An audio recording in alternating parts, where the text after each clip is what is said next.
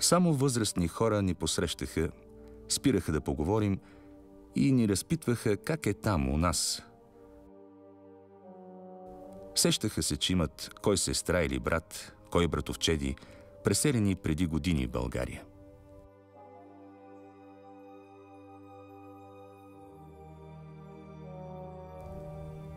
До края на Балканските войни селото не се е чувствало откъснато от татковината.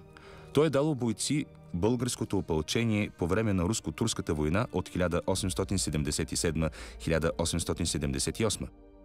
Дало е войводи и четници. 2 пъти е бастисвано по време на Илинденско-Преображенското въстание. Давало е доброволци в Македоно-Одринското опълчение.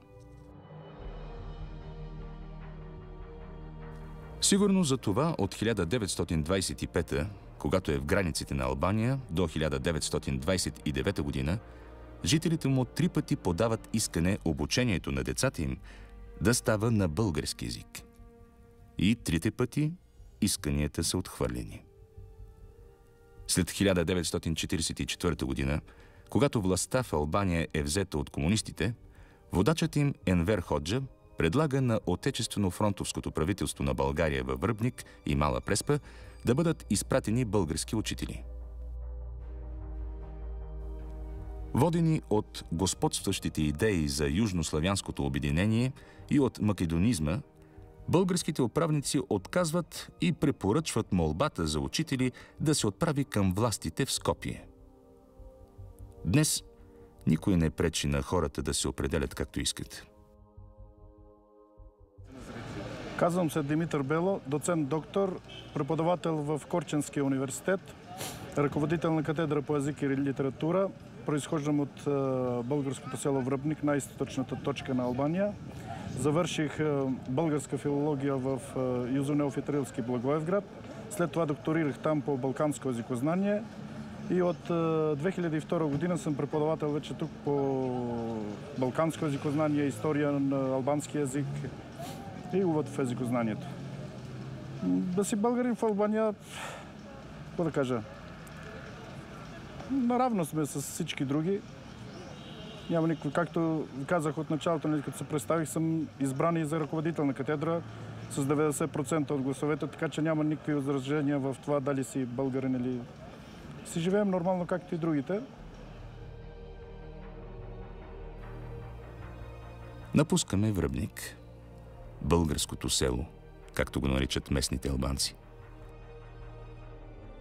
Оставяме пометените улички, димящите на рядко комини. Оставяме старците пред чешмата да гледат след нас.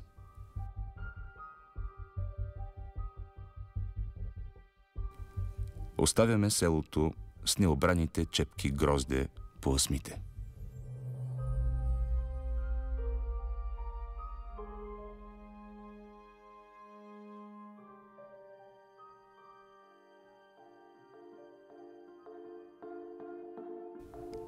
Бобощица е последното от многобройните на времето български села в Корчанско. Селото е било вакъф на Корчанската митрополия и лятна резиденция на Охридския патриарх. Английският учен и дипломат Уилям Лийк през 1805 година пише, че българският език все още се говори в някои села на тази област. Българският характер на селото се потвърждава и от дарението от 1806 година от 100 гроша на българина Константин за издаването на неделника на Софроний Врачански.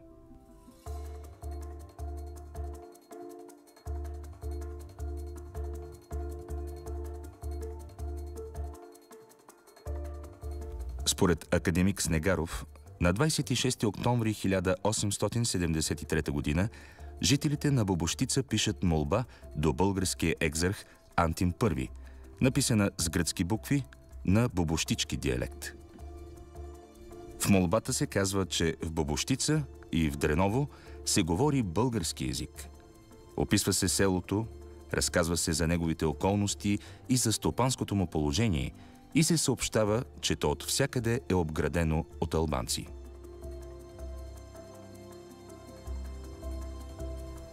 Книгата на старците Бобощички до българския екзарх, бискуп в Стамбул. 26 октомври 1873 година.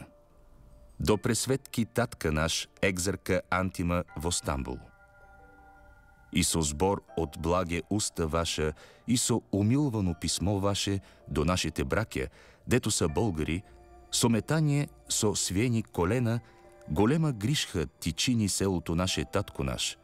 Да ни умилвите ваше чеанда, що се найдве сами во сред луги арнаути, поделени от наш милет, кай таз овцата, що вели осветеното Евангелие оти сгимна от стадото.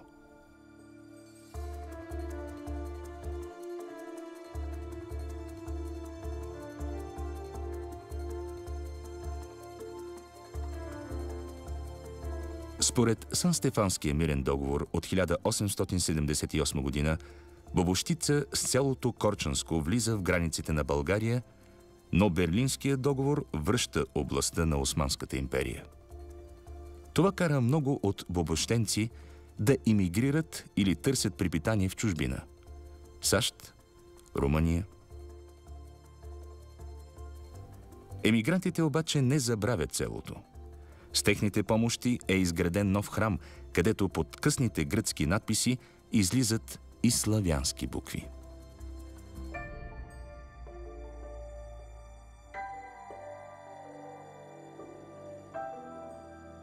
През 1880 година селото имало 1004 жители.